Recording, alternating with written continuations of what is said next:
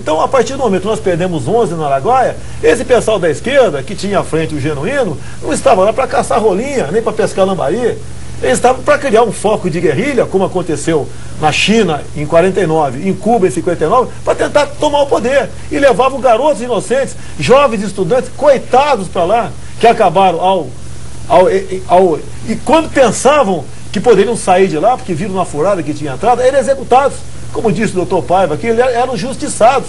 Então essa história está nos arquivos. Vamos abrir os arquivos para mostrar quão podre foi esse pessoal que estava no governo. Esse pessoal que combateu o regime militar foi essa que eu acho que a grande vantagem da abertura dos arquivos, como o Paiva disse, que o governo não quer abrir.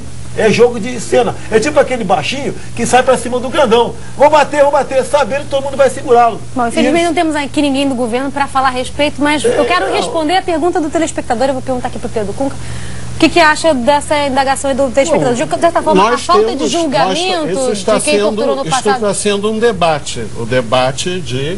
Eu disse que na história brasileira, movimentos dos mais diversos, heróicos, em defesa dos direitos, das liberdades, do combate à tortura, do combate à escravidão, quer dizer, as mesmas forças armadas que nós criticamos pelo golpe, mas se recusaram a apresar escravos, quer dizer, combateram os tenentes, combateram a situação de podridão e o claro, quer dizer, então há vários momentos na história brasileira, e a história brasileira está sendo recuperada. O que nós estamos discutindo aqui é que a história brasileira, unanimemente, teve um julgamento majoritário. Está em discussão isso, e se for voltar, então nós vamos ter que debater. Se a sociedade brasileira, façamos um referendo. A democracia pode discutir esses processos que nós estamos discutindo aqui. Se o governo não tem força, a sociedade tem que ser consultada, e pode ser consultada novamente, a democracia é assim. O patamar mínimo da nossa discussão é: a memória é um direito. Né? Os familiares têm direito a essa memória. Segundo, temos uma divergência de quem deve ser reparado e por quê. Né? De que corpo foi violado. Agora, o que é indiscutível é a responsabilidade maior do Estado. O governo é transitório. O governo passa, o Estado, enquanto instituição, fica. Então, ele pergunta qual é a natureza das instituições. Opa! Pode continuar, perdão. Só vou concluir, para deixar que isso ainda é possível rolar, desculpe, eu vou concluir. Quer dizer, eu acho que o que está em questão entre nós é a natureza das nossas instituições democráticas. Quer dizer, é preciso um Estado que assuma compromisso democrático, que não viole os direitos e que não possa torturar. Esse princípio deve fundar nossas instituições policiais, que ainda estão sob o crivo da lógica da exceção.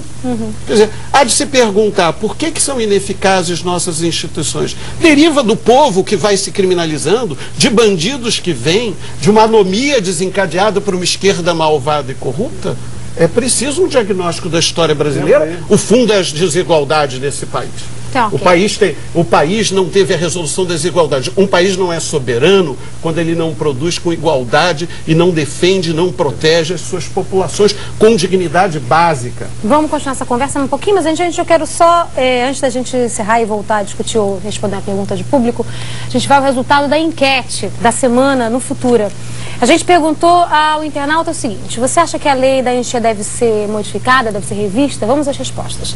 38,6% disseram que não, que a lei aprovada no Congresso deve ser mantida. E 61,4% disseram que sim, que os agentes do Estado que praticaram torturas devem ser punidos. Quer dizer, pelo nosso público acha que é preciso remexer ainda nessa história e não simplesmente esquecê-la e passar a página seguinte. Diga, doutor Sérgio. A pergunta é correta. Nós não podemos banalizar a tortura. Se nós banalizamos e acharmos que o Estado pode, quando está com preso à sua disposição, torturar, massacrar as pessoas, nós perdemos o nosso conceito de humanidade. Você acha que de alguma forma a falta de punição, por gentileza, a falta de punição, por gentileza, deixa eu só fazer a pergunta aqui. De alguma forma essa falta de punição de torturadores no passado tem a ver com a impunidade hoje? Acho que foi isso que o nosso telespectador não seria sido achado se não desse os cascudos. Por gentileza, deputado Bolsonaro, deixa ele responder, eu vou passar a palavra para o senhor. Quando você aceita a tortura e defende a tortura, no exemplo que nós estamos vendo ao vivo e a cores, eu quero espaço para defender. Aí o Estado percebe que nós temos que combater esse sistema. E é por isso que os organismos internacionais, todos eles, insistem em fazer convenções contra a tortura para inibir que o Estado pense assim. O que mais tem de tratado contra a tortura é porque os tratados não têm dado certo, porque as mentalidades continuam. Pessoas continuam defendendo tortura. Só para lembrar um pouco, para mostrar que são um desses tratados, que está completando 60 anos agora, portanto, bem antes da lei de 79, a lei da anistia, que é a Declaração de Direitos Humanos, que no inciso 6 diz assim, que ninguém será submetido à tortura, ou a tratamento, ou a punição cruel, desumana ou degradante. Esse pacto é assinado pelo Brasil e estava em vigor da época da ditadura militar. Os bandidos sabem disso? Os bandidos sabem disso? Já lá era proibida a tortura. É por isso que nós chegamos a essa conclusão de que ela é imprescritível. E ela tem que ter uma ação do Estado se autolimitando, e se ele se autolimita punindo também, para que não tenhamos torturas ainda hoje e as pessoas acharem que torturar vale a pena. Bom,